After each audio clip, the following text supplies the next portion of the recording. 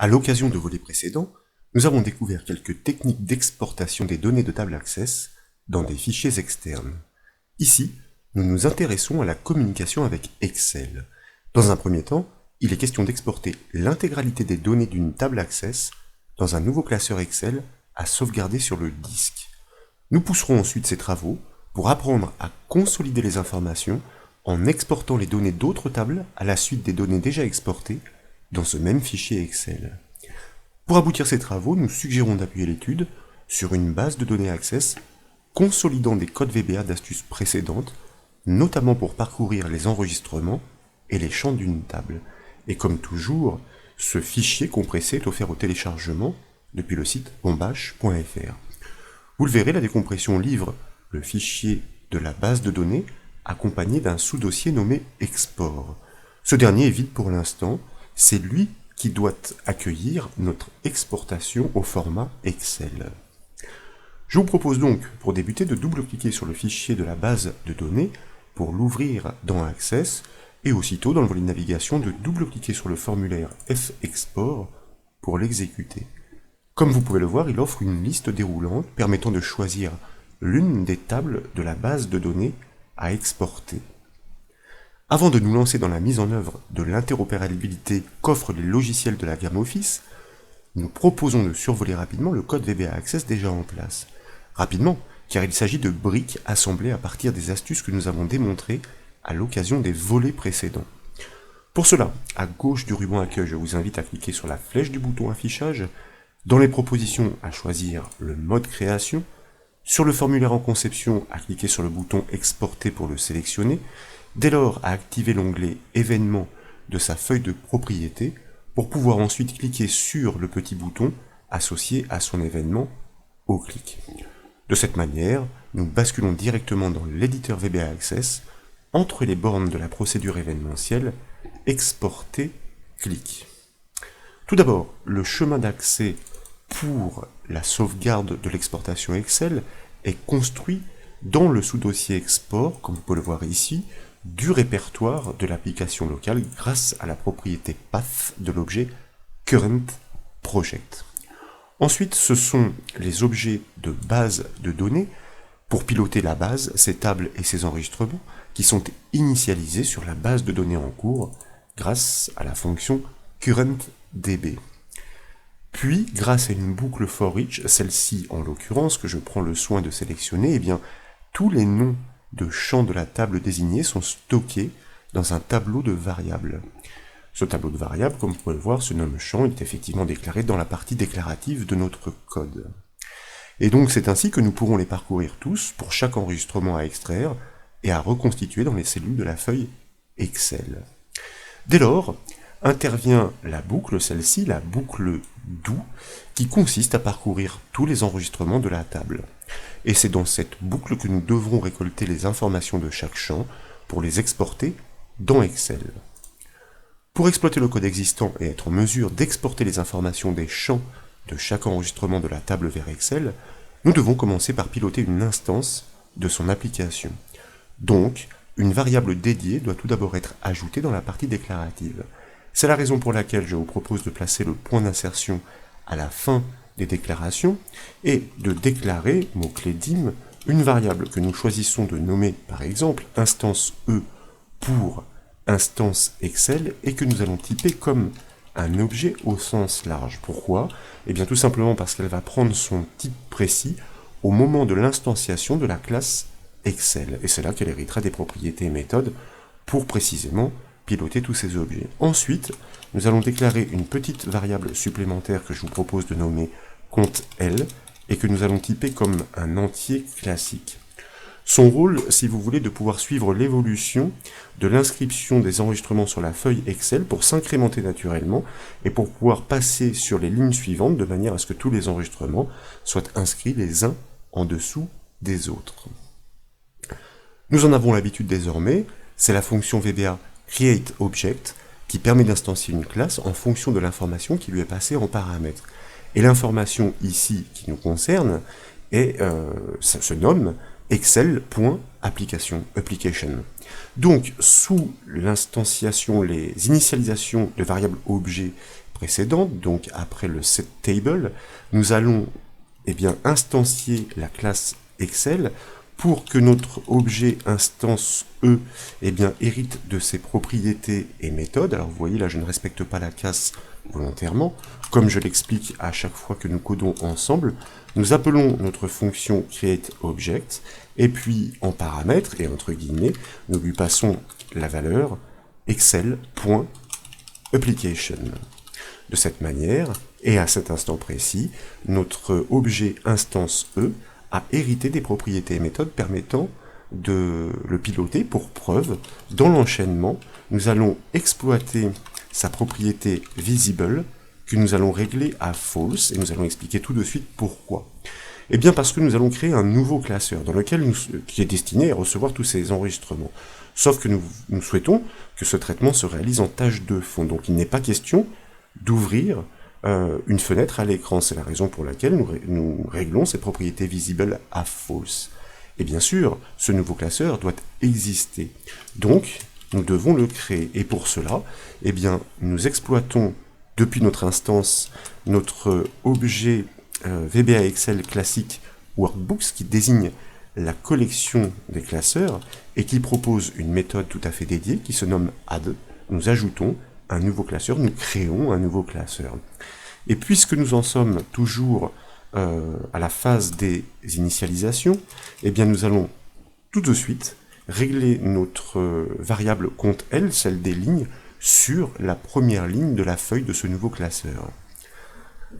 Avant d'extraire les enregistrements vers Excel, il apparaît opportun de reproduire les noms de champs en en-tête de colonne sur la feuille du nouveau classeur.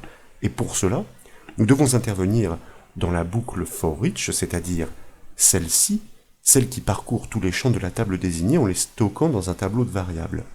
Donc je vous propose de placer le point d'insertion avant l'incrémentation de la variable, puisque cette incrémentation annonce, si vous voulez, le passage au champ suivant.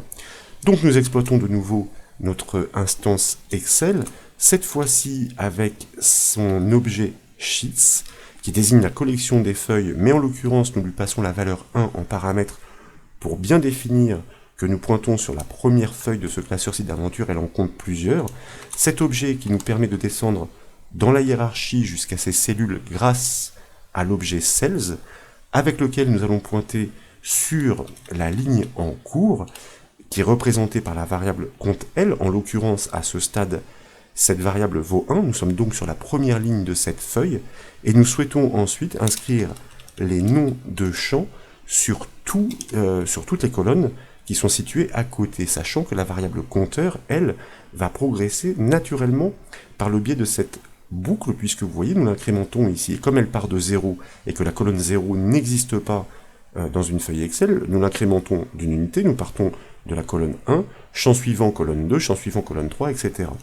Propriété value, comme vous le savez, en VBA Excel, pour atteindre le contenu de la cellule dans laquelle nous souhaitons écrire, donc nous l'affectons sur la valeur du nom de champ, propriété name de notre objet champ, qui est celui qui prend son type dans cette boucle forEach, puisqu'il parcourt la collection des champs de la table désignée par le biais le jeu de ces affectations et instanciations que nous avons réalisées dans ce code reconstitué.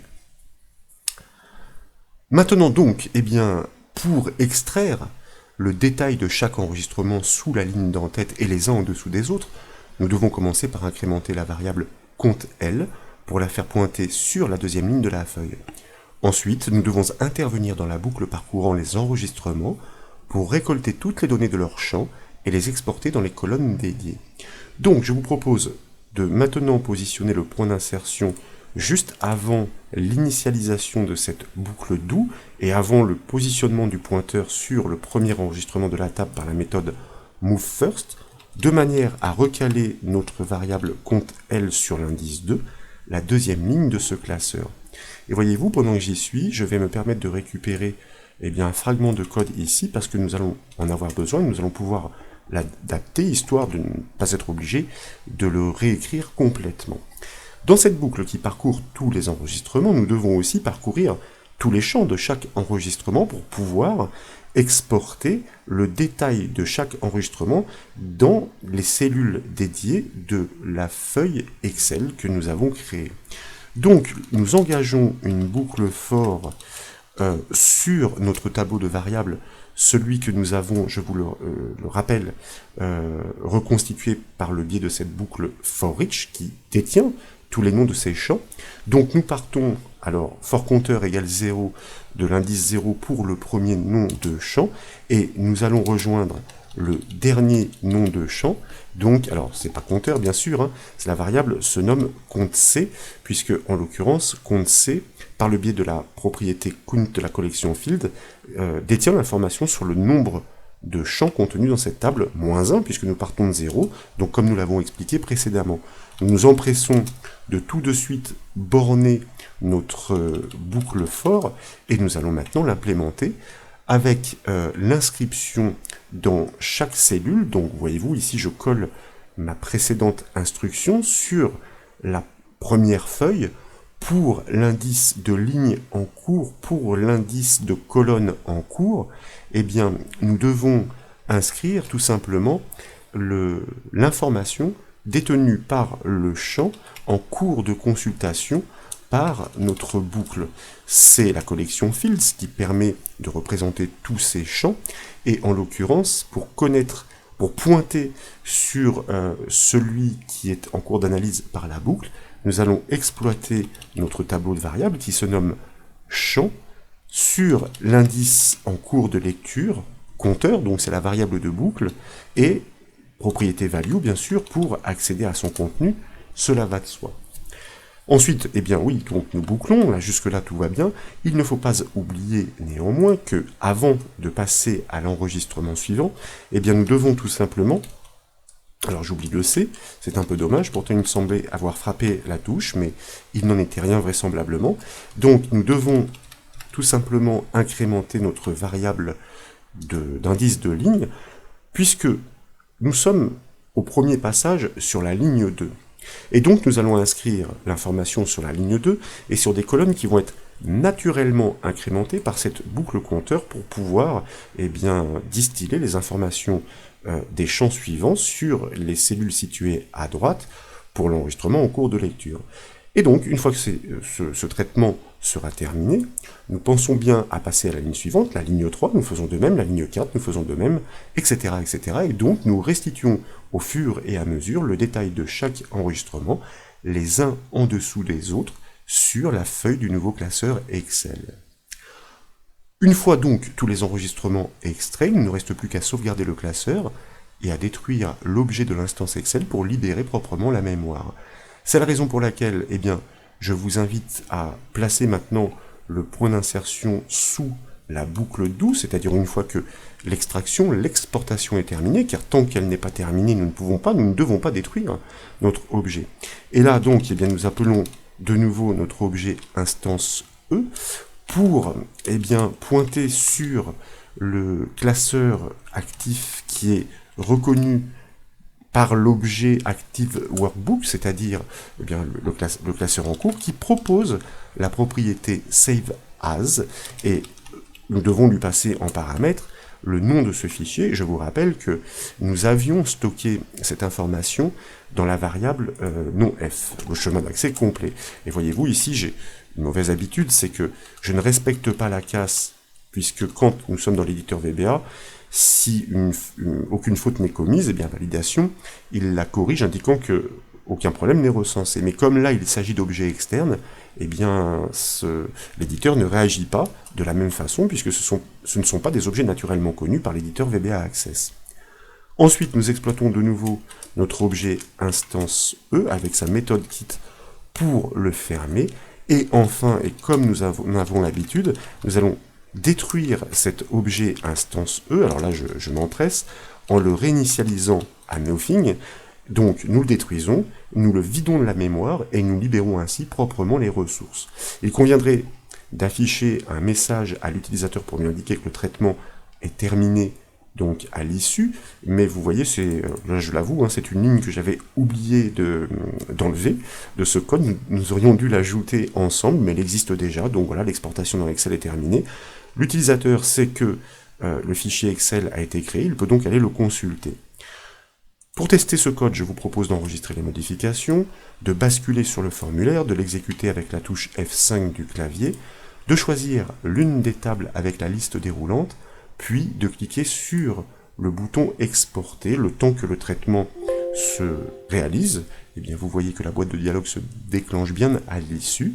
De fait, nous pouvons nous rendre dans notre sous-dossier export pour constater la présence du fichier nommé données XLSX comme nous l'avons désigné dans le code. Je vous invite donc à double-cliquer sur ce dernier pour l'ouvrir dans Excel, et là, nous découvrons tous les enregistrements de la table désignée, parfaitement reconstitués les uns sous les autres et avec la ligne d'entête pour les noms de champs. Certes, il convient d'adapter la largeur des colonnes par, comme vous le savez, un simple double-clic à l'intersection des étiquettes après les avoir sélectionnées. Et ainsi, eh bien, les informations apparaissent plus structurées, plus faciles à lire. Et si d'aventure, tout comme moi, vous disposiez de boutons de macro faisant eh bien, des tâches automatisées pour la mise en forme, comme ici, voyez-vous, des bordures, et ici, avec un autre bouton, une mise en forme à la volée, pour les lignes de titre, tout simplement, afin de bien les distinguer du reste. Alors, comme nos entêtes sont un petit peu longs, eh bien je me permets en quelques clics de réajuster ces colonnes individuellement ainsi que la hauteur de la ligne d'entête. Bref, notre exportation automatisée des données Access dans Excel par le code VBA est un succès, comme vous pouvez le constater. J'espère donc que cette nouvelle astuce VBA Access vous a plu. Si c'est le cas, comme toujours, je compte sur vous pour mettre un petit j'aime à la vidéo. Et comme vous le savez, vous pouvez retrouver toutes les astuces, mais aussi toutes les formations sur le site bombache.fr. Je vous remercie.